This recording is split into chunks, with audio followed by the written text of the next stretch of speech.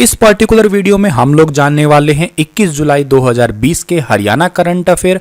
उम्मीद करता हूं आप सभी बहुत अच्छे होंगे। मेरा नाम है सुनील। स्टार IQ परिवार में आप सभी का तहे दिल से हार्दिक अभिनंदन, स्वागत करता हूं। अगर आपने अभी तक स्टार IQ परिवार के अंदर एंट्री नहीं मारी है तो आप जल्दी से एंट्री कर लीजिएगा और अपने फ्रेंड सर्कल को भी चैनल को सब्सक्राइब करने के लिए जरूर बोलिएगा। अच्छा जी, स्टार IQ PDF के नाम से एक टेलीग्राम चैनल भी है। यहाँ पे आप लोगों को मेरे द्वारा पढ़ाए गए सभी लेक्चर का PDF फाइल मिलेगा। स्टार IQ क्विज के नाम से एक टेलीग्राम ग्रुप भी है, आप उसे ज्वाइन कीजिएगा। ऑलरेडी 3500 से ज़्यादा बच्चों ने उसे ज्वाइन कर रखा है। वहाँ पे सुबह 9 बजे से शाम को 9 बजे तक क्विज चलती रहती है, तो आप उसे ज्वाइन कीजिएगा और प्रीवियस ईयर के आए हुए एग्जाम के जितने भी क्वेश्चन हैं उनको भी आप लोग करिएगा, ट्राई करिएगा, ये जरूरी भी है। आप मुझे फेसबुक और इंस्टाग्राम पे इन IDs पे फॉलो कर सकते हैं। आइए पढ़ते हैं। कल मैंने आपसे क्वेश्चन पूछा था, उसका सही जवाब क्या था कि बॉक्सिंग का पावर हाउस के नाम से हरियाणा के किस नगर को जाना जाता है। तो इसका बिल्कुल ठीक आंसर था भिवानी। डी ऑप्शन सही है। बहुत सारे बच्चों ने डिटेल से लिखा है, काफ़ी अच्छे अच्छे पॉइंट बना के लिखे हैं। तो खैर डिटेल अगर आपको इसकी अच्छे से जाननी है तो आप कमेंट सेक्शन खोल लीजिएगा 20 जुलाई वाली वीडियो के, तो आपको दिख जाएगी। आइए पढ़ते हैं। आज का पहला क्वेश्चन क्या है कि हाल ही में किसने अपना सर्वश्रेष्ठ 2 साथियों का सर्वश्रेष्ठ लो का फॉर्मूला लागू करने की घोषणा की है। तो अभी हाल ही में हरियाणा के अंदर अपना सर्वश्रेष्ठ 2 साथियों का सर्वश्रेष्ठ लो, ये फॉर्मूला जो है ओम प्रकाश धनखड़, यानी कि डी ऑप्शन जो है इस क्वेश्चन का हमारा बिल्कुल ठीक रहेगा। इन्होंने इस फॉर्मूले को लागू करने की घोषणा की है। अच्छा, ओम प्रकाश धनखड़ जो है अभी आपको हाल ही में मैंने पढ़ाया दिया है कि ये हरियाणा के प्रदेशाध्यक्ष जो है वो नियुक्त हुए हैं। इन्होंने कहा है कि जो हरियाणा के अंदर जितने भी कार्यकर्ता है उन सभी का मान सम्मान जो है किया जाए, और उसी मान सम्मान के चलते अपना सर्वश्रेष्ठ 2 साथियों का सर्वश्रेष्ठ लो। आप लोगों ने एक बात सिंपली सुनी होगी कि जैसा आप अपने साथ व्यवहार चाहते हैं बिल्कुल वैसा वैसा दूसरों के साथ करें। बिल्कुल इसी लाइन का मतलब सीधा सा यही है, ताकि कार्यकर्ताओं को जो है वो थोड़ा सा राजी रखा जा सके, और के साथ है आने वाले समय में जो है वो BJP पार्टी को हरियाणा के अंदर थोड़ा सा मजबूत पक्ष भी मिल सके। अगला क्वेश्चन जो हमारा है, हाल ही में केंद्र सरकार द्वारा लाए गए किस अध्यादेश का मतलब सिंपल सा होता है एक्ट, ठीक है, या कोई बिल वगैरह जो सरकारें लाती है, ठीक है। तो केंद्र सरकार द्वारा लाए गए किस अध्यादेश से किसान अपनी उपज की बिक्री मर्जी के अनुसार दूसरे राज्यों की मंडियों में भी कर सकेगा। देखिएगा, आप लोगों को थोड़ा यहाँ बताना चाहूँगा मैं कि मान लेते हैं हम लोग हरियाणा के अंदर हैं। अब हरियाणा के अंदर रह रहे हैं और चावल मान लेते हैं हमें जो है धान जो है वो बेचना है। अब धान का रेट जो है वो हरियाणा के अंदर मान लेते हैं बहुत अच्छा नहीं मिल रहा है। वो रेट बहुत अच्छा कहाँ मिल रहा है? वो मिल रहा है पड़ोसी राज्य पंजाब में, या हमें मिल रहा है UP में। तो क्या है कि एक अध्यादेश अब नया आया है कि अगर जहाँ पे भी किसानों को जो है अच्छा रेट मिलता है, जिस भी राज्य की मंडी में अच्छा रेट मिलता है, तो वो वहाँ पे जो है उसकी बिक्री कर सकता है अपनी मर्जी के अनुसार। मतलब गवर्नमेंट का उसके अंदर कोई भी हस्तक्षेप नहीं होगा। तो ये जो एक्ट है, ये जो बिल है या एक्ट है, ये कौन कौन सा है? ए ऑप्शन कहता है इसका कृषि उपज व्यापार और वाणिज्य, ठीक है, और बी ऑप्शन जो कहता है इसका मूल्य आश्वासन और कृषि सेवाओं पर किसान समझौता। तो ए और बी दोनों ही ऑप्शन ठीक रहेंगे इसके। डी ऑप्शन जो है इस क्वेश्चन का हमारा बिल्कुल ठीक रहने वाला है। यही बिल है, आपको एक यूं कहिएगा क्रैमिंग टाइप का क्वेश्चन है जो आपको याद रखना है। कृषि उपज व्यापार और वाणिज्य, और दूसरा कौन सा है? मूल्य आश्वासन और कृषि सेवाओं पर किसान समझौता अध्यादेश 2020। इसी के अनुसार जो है कोई भी व्यक्ति जो है ई अनुबंध के तहत जो है, ई अनुबंध का मतलब है कि उस राज्य की ई मंडी द्वारा अपने जो है पहले से बातचीत करके, ऑनलाइन तरीके से बातचीत करके अपनी फसल को बेच सकता है। तो देशों को इंग्लिश में क्या कहते हैं? Agriculture produce trade and commerce, और दूसरे को क्या कहते हैं? Farmer agreement on price assurance and agriculture services. तो आपको हिंदी और इंग्लिश दोनों में ही याद रखने हैं ये। अच्छा सर, क्या इसका मतलब है कि हरियाणा गवर्नमेंट फसल नहीं खरीदेगी क्या? बिल्कुल खरीदेगी ही, और मिनिमम जो रेट है वो भी फिक्स रखेगी ही रखेगी। लेकिन अगर फिर भी जो है किसी भी व्यक्ति किसान को लगता है कि हरियाणा से बाहर किसी राज्य में उसके ज़्यादा दाम मिल रहे हैं, तो वो बेच सकता है अपनी मर्जी के अनुसार। हरियाणा के अंदर इसके लिए एक भावांतर भरपाई योजना है। अगर फसलों के भाव ऊपर नीचे होते हैं तो इस योजना के तहत जो है वो पूरे कर दिए जाते हैं। ये भी एक इंपॉर्टेंट चीज़ है। अगला क्वेश्चन है, हाल ही में हरियाणा की ओर से स्ट्राइव प्रोजेक्ट के अंतर्गत इंडस्ट्री अप्रेंटिसशिप इंसेंटिव नामक एक स्कीम लागू की गई है। इसके तहत हर इंडस्ट्री एसोसिएशन को कितने रुपए की वित्तीय मदद मिलने वाली है? तो हर इंडस्ट्री एसोसिएशन को 1 करोड़ रुपए की वित्तीय मदद मिलने वाली है। ए ऑप्शन जो है इस क्वेश्चन का हमारा बिल्कुल ठीक रहेगा। अब देखिएगा, इंडस्ट्री के अंदर ट्रेनिंग के लिए ना ही तो आर्थिक तंगी की समस्या होगी और ना ही जो है किसी काम का सामना करना पड़ेगा और ना ही किसी और प्रकार की भाई सिक्योरिटी की है, टेक्निक की है, इन सभी प्रकार की परेशानी का सामना नहीं करना पड़ेगा क्योंकि बजट व्यवस्था काफ़ी हद तक अच्छी हो गई है।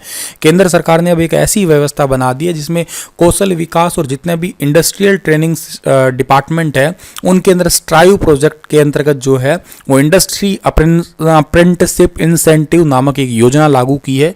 इसके तहत जितनी भी इंडस्ट्री एसोसिएशन है उनको 1 करोड़ रुपए की वित्तीय सहायता मिलने वाली है, फाइनेंस उनको हेल्प मिलेगी। और उसके तहत जो सोनीपत की 22 इंडस्ट्री है उनको आईआईटी और जिला उद्योग केंद्र की ओर से जो है ये लेटर जारी कर दिए गए हैं अभी। और उसके तहत काफ़ी सारे बेरोजगार जितने भी स्टूडेंट्स हैं या यूथ हैं उनको बहुत ज़्यादा जो है हेल्प मिलेगी। उनको ट्रेनिंग करने के लिए प्राइवेट जितने भी इंडस्ट्रीज हैं उनके आधार पे जो है ट्रेनिंग दी जाएगी। हमारा क्वेश्चन है, हाल ही में हुड्डा खाप के पूर्व प्रधान सूरत सिंह हुड्डा का कितने वर्ष की आयु में निधन हो गया है? तो हुड्डा खाप के पूर्व प्रधान सूरत सिंह हुड्डा का 98 वर्ष की आयु में निधन हो गया है। बी ऑप्शन जो है इस क्वेश्चन का हमारा बिल्कुल ठीक रहेगा। सूरत सिंह हुड्डा 1979 से लेकर 2007 तक 28 सालों तक हुड्डा खाप के प्रधान रहे थे और 2007 में नज़र कमजोर होने के कारण उन्हें प्रधान पद से इस्तीफा दे दिया था और घर पे रह के ही उन्होंने समाज सेवा की थी, जो कि आपको फोटो में दिखाई दे रहे होंगे। अब ये इस दुनिया में नहीं रहे। हाल ही में हुई घोषणा के अनुसार भारत की ओर एक बड़ी उपलब्धि सामने आई है जिसमें संयुक्त राष्ट्र के सभी सदस्य देश जो हैं वो IAS के सदस्य बन सकेंगे। IAS का हेडक्वार्टर किस जिले में है? बहुत बहुत महत्वपूर्ण क्वेश्चन है। ISA जो है, ISA के जो हेडक्वार्टर है, इंटरनेशनल सोलर अलायंस का हेडक्वार्टर हमारे हरियाणा गुरुग्राम के अंदर है। ए ऑप्शन सही है इस क्वेश्चन का हमारा। और अभी रिसेंटली ये घोषणा हुई है कि संयुक्त राष्ट्र के 193 देश जो हैं इसके मेंबर बनेंगे और इसके लिए जो है 2018 में आयोजित एक ISA का सम्मेलन हुआ था। उसके अंदर एक बिल भारत ने ही पेश किया था। ये भारत द्वारा ही शुरू किया गया है और उस सम्मेलन में लगभग 44 देशों में से 30 देशों ने जो है साइन कर दिए थे। और संशोधन के अंदर ये भी बात हुई थी कि जितने भी मौजूदा देश है उनका जो है तकरीबन 2/3 पार्ट जो है उनकी हामी होनी बहुत ज़रूरी है। और अभी रिसेंटली जो है तंजानिया ने भी इस पे साइन कर दिया, ठीक है। और ये जो मामला है 30 सितंबर 2015 के अंदर पेरिस के अंदर एक सम्मेलन हुआ था जिसके अंदर प्रधानमंत्री नरेंद्र मोदी ने जो है ये इंटरनेशनल सोलर अलायंस का जो है वो गठबंधन किया था या मान लीजिएगा शुरू किया था। इसका सीधा सा उद्देश्य ये था कि जितने भी आपके इलेक्ट्रॉनिक इक्विपमेंट है उनको जो है हम लोग या डीजल वाले इक्विपमेंट है या प्रदूषण कार्बन जीरो करना था। मतलब मेन ये था कार्बन जीरो करके सोलर अप्लायंसेस को अपनाना ज़्यादा जो है वो आपका शुरू किया गया था। क्योंकि सोलर बेसिकली क्या है, स्टार्टिंग में कर्क रेखा और मकर रेखा के बीच वाले जितने भी देश हैं, यानी कि हमारी ये अर्थ है और उसके बीच में विषुवत रेखा है और ऊपर ये पड़ती है कर्क रेखा, नीचे पड़ती है मकर रेखा, तो इनके बीच में ही सूरज चमकता रहता है सारा साल, ठीक है। तो इनके बीच में आने वाले जितने भी देश हैं उन्हीं देशों का एक संगठन बनाने का निर्णय लिया था कि वो जो है कम से कम बिजली की खपत करे और इस सोलर एनर्जी पे ज़्यादा ध्यान दे। कर्क रेखा और मकर रेखा के बीच में तकरीबन जो 121 देश आते हैं, तो इन्हीं 121 देशों का स्टार्टिंग में गठबंधन हुआ था। और ISO का फुल फॉर्म तो मैंने बता ही दिया आपको कि ISA जो है इंटरनेशनल सोलर अलायंस है, ISA, ठीक है। और इसका हेडक्वार्टर गुरुग्राम में है। स्थापना इसकी 30 नवंबर 2015 को हुई है और इसके वर्तमान में लीडर का नाम क्या है, उपेंद्र त्रिपाठी है। और इसके फाउंडर का जो नाम है वो भारत के ही है, नरेंद्र मोदी ने ही इन्हें जो है स्थापित किया था। तो ये इंपॉर्टेंट चीज़ है जो आपको याद रखनी है। यूएन का जिक्र हुआ तो यूएन की स्थापना 24 अक्टूबर 1945 को हुई है। हेडक्वार्टर न्यूयॉर्क में है। ऑफिशियल लैंग्वेज अरेबिक और चाइनीज़ है और इंग्लिश, फ्रेंच, रशियन, स्पेनिश ये सारी ऑफिशियल लैंग्वेज है। सेक्रेटरी जनरल का नाम एंटोनियो गुटेरेस है और इसकी स्थापना जो की किसने है, एक तो अमेरिका ने की है, एक इंडिया ने की है, एक यूके ने की है और एक ब्राज़ील और एक ऑस्ट्रेलिया ने। तो ये सारी चीज़ें ही आपको इंपॉर्टेंट तरीके से याद रखनी है। देश का पहला एलिवेटेड रेलवे ट्रैक हरियाणा के किस जिले में बना है? देखिएगा, इसकी घोषणा तो काफी टाइम पहले हो गई थी, लेकिन अभी बन के तैयार हो चुका है। ये हरियाणा के रोहतक के अंदर, सी ऑप्शन सही है। इसी 15 अगस्त को जो है इसके ऊपर ट्रेन चल जाएगी। एलिवेटेड का मतलब आप समझ गए होंगे, ये जमीन से ऊपर उठा हुआ, जैसे मेट्रो ट्रेन चलती है ना, उसी टाइप से। इसके साथ इसके अंदर जो है सड़क भी रहेगी और रेलवे ट्रैक भी रहेगा। ठीक है, 5.2 किलोमीटर की एक सड़क भी बनेगी और इसके अंदर पार्किंग वगैरह सिस्टम के भी जो है सुविधा रहेगी सड़कों के ऊपर ही। 15 अगस्त को ट्रैक तैयार हो जाएगा ट्रायल के लिए। इसका लगभग 325 करोड़ का बजट है और सड़क निर्माण का तकरीबन बजट जो है 15.63 करोड़ का है। ठीक है, और इसके फायदा ये होगा कि रेलवे क्रॉसिंग जो है वो हट जाएगी। आगे बढ़ते हैं तो हरियाणा की सबसे ऊंची चोटी पर बसे गांवों में कितने उप स्वास्थ्य केंद्र बनेंगे? तो हरियाणा की सबसे ऊंची चोटी में बसे गांवों के अंदर जो है 8 उप स्वास्थ्य केंद्र बनेंगे। ए ऑप्शन सही है। ऊंची चोटी तो पंचकुला के अंदर ही बसे हुए हैं ये, जैसे कि एक तो है आपका टीपरा, ठीक है, एक है राजी टीकरी, एक है टिक्करताल, आपने टिक्करताल झील के बारे में पढ़ा होगा, एक है पलासरा, एक है मोरनी, मोरनी तो सबसे ऊंची चोटी है खैर, एक है कोठी कोटी, एक है थाना, एक है धारला। तो ये जो है यहाँ पे उप स्वास्थ्य केंद्र बनाए जाएंगे। ये उप स्वास्थ्य केंद्र जितने भी हैं, इनका निर्माण तभी करवाया जाता है जब किसी पंचायत या कोई व्यक्ति जो है जमीन दान पे देता है, और ये काफी टाइम से जमीन जो है दान पे दे रखी है किसानों ने। और मोरनी स्वास्थ्य केंद्र के जो प्रभारी है डॉक्टर उज्जवल जीत, उन्होंने कहा है कि जितने भी हैं राजी टीकरी, टीपरा, टिक्कर पंचायतों का जो है पता लगा के जो है यहाँ पे उप स्वास्थ्य केंद्र बनेंगे। ठीक है, ताकि जो है हेल्थ फैसिलिटी को सुधारा जा सके और इन इलाकों के अंदर कोई भी प्रॉब्लम ना हो हेल्थ से रिलेटेड लोगों को। हरियाणा में बेरोजगारी दूर करने के लिए सीएम मनोहर लाल ने कौन सा प्रोजेक्ट शुरू किया है? तो बेरोजगारी दूर करने के लिए मुख्यमंत्री ने हर हाथ को काम प्रोजेक्ट शुरू किया है। ए ऑप्शन सही है इस क्वेश्चन का हमारा। ठीक है, हंस रहा है भाई साहब, प्रोजेक्ट शुरू तो कर दिया पर हर हाथ को काम देंगे पता नहीं। अच्छा, इस प्रोजेक्ट में पता क्या होगा? कितने बावड़ी बूझ बना रहे हैं। हर घर पे जाके पूछा जाएगा, क्या करते हो साहब जी, तुम खाली क्यों बैठे हो, कुछ ना कुछ जरूर करो।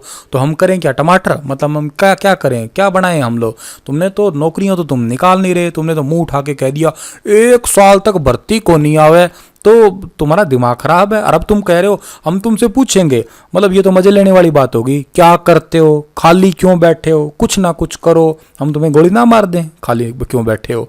और क्या काम करें जब तुमने काम दे ही नहीं रखा? तुम पेपर ऑर्गेनाइज करो, तुम धड़ाधड़ वैकेंसी निकालो, तुम मतलब वैकेंसी पे वैकेंसी निकालो, आगे हमारा काम है, पास हम करेंगे, कोई दिक्कत नहीं है, लेकिन तुम वैकेंसी तो निकालो ना। तुमने तो मुंह उठा के कह दिया ना पेपर को नहीं ले, वहाँ 1 साल तक कोरोना है तो दारू क्यों बेचो थे, समझ को ना लग रही मेरे। चलो गुस्सा छोड़ो, गुस्सा नहीं करते। युवाओं को रोजगार के लिए भी प्रेरित किया जाएगा, ये भी कहा गया। और रोजगार कार्यालयों का टारगेट ग्रुप क्या है? 15 से 35 साल के जितने भी यूथ है इनको टारगेट करेंगे। हाँ, मतलब यही है, बेचारे अपनी जवानी ना जीने देना। तुम फालतू साल वाले क्यों हैं? नौकरी तो 18 साल के बाद में मिलेगी। हाँ, नौकरी 18 साल के बाद में मिलेगी, लेकिन उन्होंने कहा कि 15 साल से हम लोग कौशल विकास करेंगे, ओहो स्किल डेवलपमेंट करेंगे। इसके लिए हम लोग जो है वो इंडस्ट्रियल क्लस्टर भी बनाएंगे, कामों को पहचान के अलग अलग क्लस्टर के अंदर अलग अलग काम पर अलग अलग टाइप के काम देंगे और कोई भी युवा को बेरोजगार नहीं छोड़ेंगे। इनका लक्ष्य ये है। फेंकते तो बहुत है अभी, लपेटी नहीं जा रही इतनी तो। हरियाणा सरकार अब किसानों के ट्रैक्टर किराए पे लेगी। इसके लिए प्रतिदिन कितने रुपए के हिसाब से किसानों को किराया देगी? फंड तो ये फुल कर रहे हैं, पूछो मत तुम। हरियाणा सरकार अब किसानों के ट्रैक्टर किराए पे लेगी और इसके तहत जो है वो 2500 रुपये जो है 2500 रुपये किराए के हिसाब से जो है देगी। और किराए पे ट्रैक्टर क्यों ले रही है पता है? क्योंकि इनकी माँ आ गई टिड्डी। ठीक है, अब टिड्डी आ गई तो टिड्डियों को हटाने के लिए मतलब टिड्डियों के लिए स्प्रे करने के लिए इनके पास तो इतने हैं नहीं। हरियाणा में 22 जुलाई को नू और रेवाड़ी, महेंद्रगढ़, भिवानी, चरखी दादरी इन जिलों के अंदर जो है टिड्डी दलों का हमला देखा गया था। इसी वजह से हरियाणा सरकार जो है किसानों के ट्रैक्टर जो है किराए पे लेगी और उनको जो है 2500 रुपये जो है किराए देगी और उन ट्रैक्टरों से स्प्रे करवाएगी। क्योंकि रात के समय टिड्डियां जो है जमीन पे बैठ जाती है, अगर रात के समय जमीन पे स्प्रे की जाए तो जो है टिड्डियों से बचाव किया जा सकता है। अगला क्वेश्चन है, हरियाणा का कौन सा गांव पहला ऐसा गांव होगा जिसमें तालाब के पानी से सिंचाई की जाएगी। तो तालाब के पानी से जो सिंचाई की जा रही है वो है कैथल का क्योडक गांव। सी ऑप्शन सही है इस क्वेश्चन का हमारा। बहुत इंपॉर्टेंट है कि जो तालाब है, तालाब का अंदर जो प्रदूषित पानी हो जाता है वो वेस्ट हो जाता है, इसी वजह से जो है उसी के पानी से खेतों में सिंचाई कर दी जाए ताकि दोबारा उसके अंदर साफ पानी भरा जा सके।